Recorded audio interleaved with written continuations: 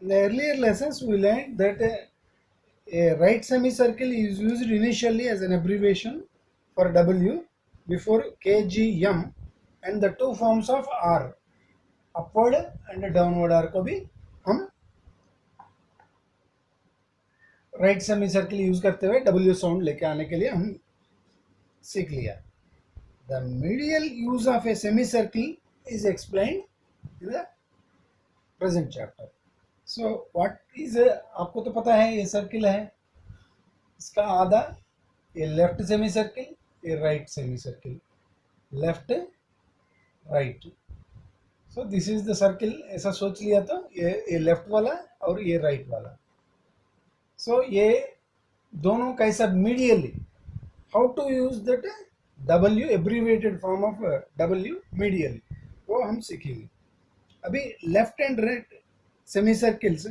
Left semi circle is written in the middle of a word to represent the sound.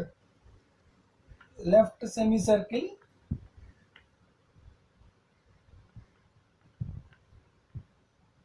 कब is used in the middle of a word to represent the sound wa,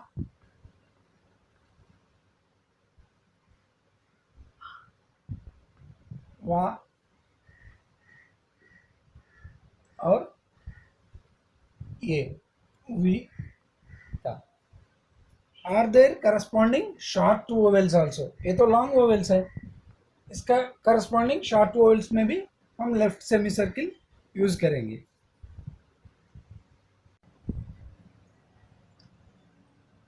सो ये left semi circle वा, वे और we, मतलब ये, इसके लिए भी, ई के लिए भी, मतलब ये वाला साउंड है ई, ठीक है, इसके लिए भी. और इसके करस्पॉन्डिंग शॉर्ट वोवेल को भी हम यूज करेंगे. लाइक पी, पी है ना, ये थर्ड प्लेस वोवेल है, हमने ऑलरेडी सीख लिया. ये आ है,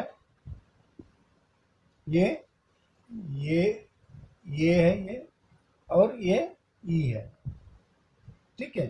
ये दोनों के लिए भी हम ये साउंड ये है, लेकिन ये गिव्स द ये वाला बिट, बिट, उसमें ये शॉर्ट वोवेल बिट है और लॉन्ग वोवेल बीट है, ठीक है.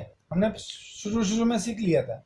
नाउ इसका ये राइट सेमी सर्किल,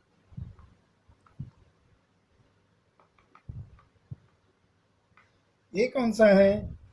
आ, W प्लस आ, डैश वाला है ना, 1 2 3 वाला, वो वाले के लिए हम इसको यूज करेंगे. W प्लस वो, W प्लस ऊ, और इसके करस्पॉन्डिंग शॉर्ट वोवेल्स को भी हम यूज करेंगे. So a left semi circle is written in the middle of the word to represent the sounds wa, ve or we, and are their corresponding short vowels. ये left semi circle का.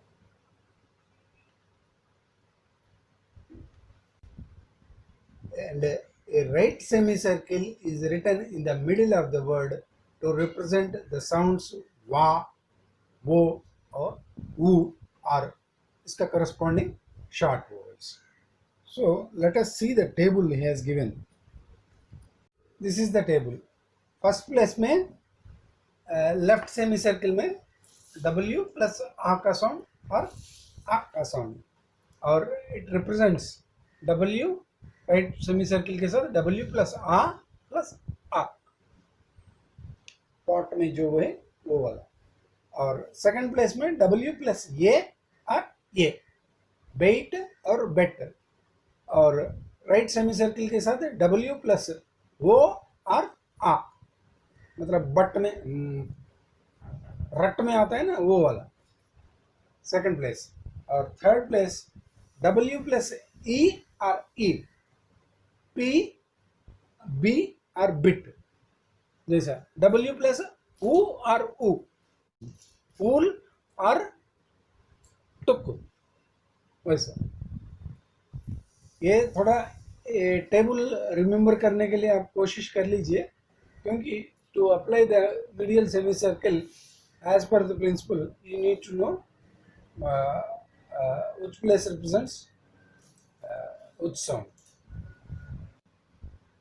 जो हमने initial में जो सीखा था long vowels और short vowels, dash और डॉट वाला, वही है W plus dot vowels. First place का फर्स्ट के साथ, सेकंड प्लेस सेकंड के साथ, थर्ड प्लेस थर्ड प्लेस के साथ, ऐसा डब्ल्यू प्लस डैश वोवेल, मतलब आ जो साउंड आता है फर्स्ट प्लेस वाला डैश वो, और सेकंड प्लेस का वो, और ये वो डैश वाला, बस nothing is W plus first place dash vowels और W plus first place dot vowels.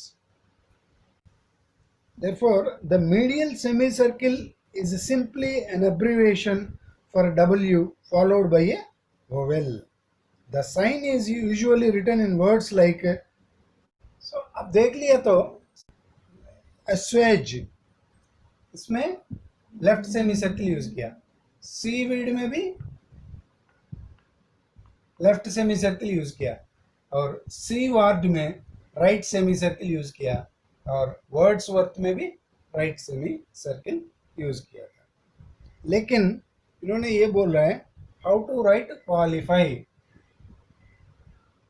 Qualify और क्वालिटी,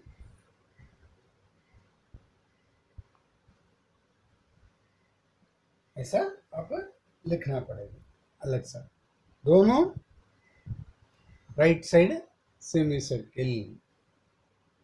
ये थोड़ा आप याद रख लीजिए क्योंकि एज एन एक्सेप्शन जैसा इन्होंने दिया था, क्योंकि आप क्वा ये भी सीख लिया, इसके साथ क्वालिटी लिखना बड़ा हो रहा है। सो इन्होंने क्या किया, कल को आगे W लगा दिया, क्वालिफाई, और कल का आगे W लगा के क्वालिटी। सो आपको कितना वर्ड्स आ जाएगा, क्वालिफिकेशन, क्वालिटी, क्वालिटेटिव, कैसा लिखोगे, टेटिव, क्वालिटेटिव, ठीक है।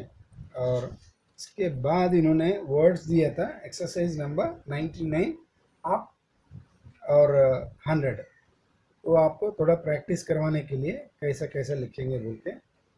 Most of the words he has given in exercise number 99 and 100 आपको बहुत कंफ्यूजिंग होने का चांसेस है, बट आप स्ट्रिक्टली फॉलो कर लीजिए प्रिंसिपल को, आपको ज़्यादा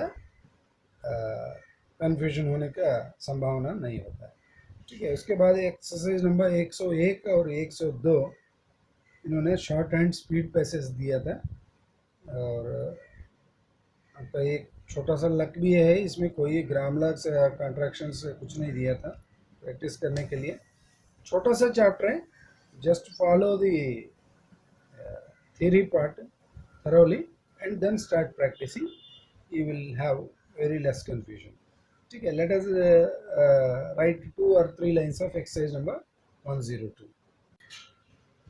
Dear sirs, dear sirs, we thank you for your letter, we thank you for your letter of last week, आप लिख सकते हैं तो ऐसा लिख दीजिए, नहीं है तो छोड़ दीजिए, कोई बात नहीं।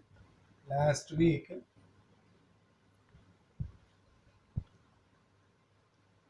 And we are asking Messrs, and we are asking messrs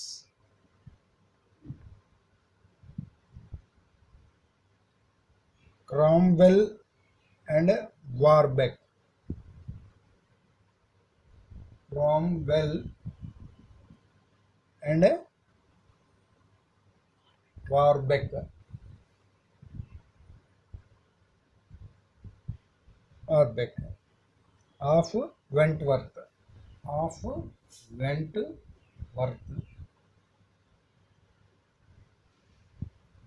of Wentworth, to look into the matter forthwith, to look into the matter fourth with,